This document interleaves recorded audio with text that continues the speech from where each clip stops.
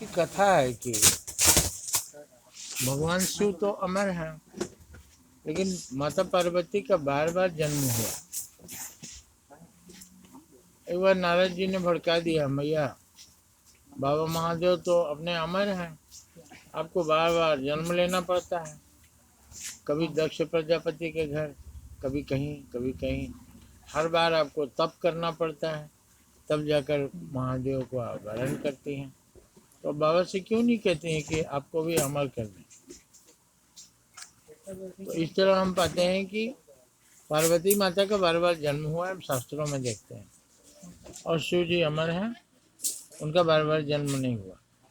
जब देवताओं और देवियों का शरीर होता ही नहीं, तो जन्म मरण क्या चक्कर है, ये हमें समझना होगा। देवी देवता शरीरधारी होते नहीं, और देवी देवता अमर भी होते हैं, ऐसे भी हमारी आत्मा अमर है। तो उस रहस्य को खोजने पर तथ्यों के आधार पर पता चलता है कि पार्वती माता पर्वतों वाली यही धरती माता ही पार्वती है। पर्वतों के कारण इनका जन्म हुआ, अर्थात हिमालय कभी जलमग्न था, सागर के अंदर था। जब हिमालय ऊपर उठा तो बाकी भाग नीचे चले गए, दब गए सागर के अंदर। लेकिन हिमालय के उठने से जो जमीन उठी वही माता पार्वती है। पर्वतों के उठने से ही जमीन बाहर आती है। पर्वत जब उठते हैं तो उनके आसपास की जमीन उठ जाती है और वो जमीन पर आबादी बनती है।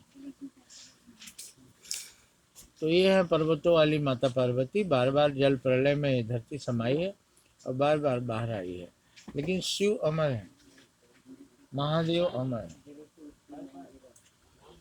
अभी इसके तथ्य में हम जाएं तो माता पार्वती ने जन्म लेने के बाद धीरे धीरे बड़ी हुई हैं, बहुत तप किया है, तब शिव जी प्रसन्न हुए हैं, तब उन्होंने वरण किया है। इसका क्या मतलब है? ये तो शरीरधारी लोग हैं नहीं, देवता तो शक्तियां हैं, प्रकाश हैं, तो इसमें इनके जन्म मरण की कथा का क्या मतलब है? तो जो जमीन बाहर निकली है धरती से, वो जमीन पहले गीली थी, फिर थोड़ी सूखी है, फिर उस पर झाड़ियाँ पैदा हुई और बड़े बड़े वृक्ष उगाए। इस तरह महादेव का वरण हुआ। अब आप देखिए, जमीन जो निकली वो तो माता पार्वती है, लेकिन उन्होंने वरण किसको किया? महादेव को। महादेव कौन है? वृक्ष हैं। ये वृक्ष ही महादेव हैं और धरती के पति हैं। अगर हम वृक्षारोपण करते हैं तो हम माँ को सधवा बना रहे हैं, अगर वृक्षों को काटते हैं तो माँ को विधवा बना रहे हैं। विधवा धरती वही है जहाँ डेजर्ट है, जहाँ पेड़ पौधे नहीं है। सधवा वही है, सिंदूर लगा है माँ के माथे में। इसका मतलब जो जमीन हरियाली है, हरी भरी है, वो जैसे भारत की परंपरा रही है, पेड़ मत काटो, पेड़ों को उगाओ। अब आप समझ गए होंगे कि पर्वतों वाली माता पार्वती ये धरती माता है, और ये जो वृक्ष और वनस्पतियाँ हैं ये महादेव हैं। ये कभी मरते नहीं, क्योंकि जो हिमालय आज सागर के अंदर है, था, आज बाहर है, उसमें वो सब वनस्पतियाँ पाई जाती हैं जो समुद्र के अंदर है। उसके जीवाश्म कभी ख़त्म नहीं होते, और जब भी समुद्र के अंदर की धरती फिर बाहर आएगी, एक बार अगर हिमालय फिर अंदर चला जाएगा तो उसमें जो वनस्पतियाँ हैं वो अपने आप उगती हैं। ये अपने आप उगना ही अमृतत्व की निशानी है। तो अब आप माता पार्वती और शिव की कथा के बारे में थोड़ा अवगत हो जाइए कि पर्वतों वाली माता धरती ही ये पार्वती हैं, और जो वृक्ष पेड़ पौधे हैं यही महादेव हैं। पेड़ पौधों से धरती का विवाह होता है, और जहाँ पेड़ पौधे नहीं हैं वो धरती विधवा होती है। हमें पेड़ों को काटना नहीं चाहिए, बल्कि पेड़ को और लगाना चाहिए। अगर हम पेड़ काटते हैं तो हम माँ को विधवा बना रहे हैं। पेड़ लगाते हैं तो माँ के माथे पर सिंदूर ला रहे हैं। अब आप देखें, सावन में शिव का जल चढ़ता है, उसका मतलब ये है कि सावन शिव जी का समय है। सावन में आप पेड़ पौधे लगाना चाहते हैं तो लगाइए, वो जड़ पकड़ लेगा। बाकी समय और वनस्पतियाँ जो धरती के अंदर होती हैं, सावन के मौसम में सभी वनस्पतियाँ अपने आप उग आती हैं। इतने घास पात पेड़ पौधे बरसात में सावन में उगते हैं, वही महादेव हैं। महादेव आदि वैद्य भी कहलाते हैं। ये पेड़ पौधे और वनस्पतियाँ ही वैद्य हैं, दवाइयाँ हैं।